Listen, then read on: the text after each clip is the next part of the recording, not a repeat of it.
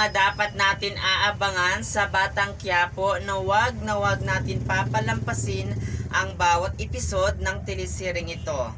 Nakakulong na nga itong si Tanggol sa kulungan at wala itong pinagsisihan si Rigor sa kanyang ginawa dito kay Tanggol, ay para sa kanya ay ginagawa lang daw niya kung ano ang sa tingin niya ay tama para dito kay Tanggol. Kaya naman ay nasaktan itong si Tanggol sa mga sinasabi na ito ni Rigor dahil wala daw itong pinagsisihan na pinakulong at talagang binaril siya ng walang pagdalawang isip ng tinuturing niyang ama na si Rigor. Kaya abangan natin ito kapamilya kung ano nga ba talaga ang malalaman ni Tanggol tungkol sa kanyang pagkatao. Kaya yan ang aabangan natin dito mga kapamilya sa Batang Quiapo na wag natin papalampasin ang bawat episode ng teleserye nito.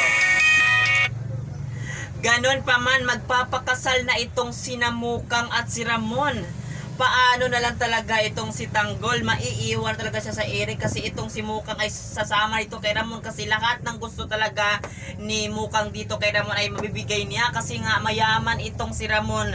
Pero paano kaya kung malaman ito ng maaga ni Ramon na ang karelasyon pala ni Mukang ay itong si Tanggol na anak niya, magpaparaya kaya itong ama na ito para sa kanyang anak na si Tanggol?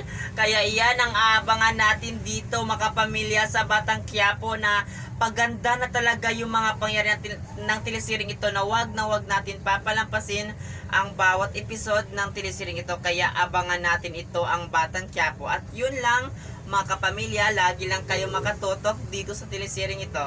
Maraming salamat. Thank you.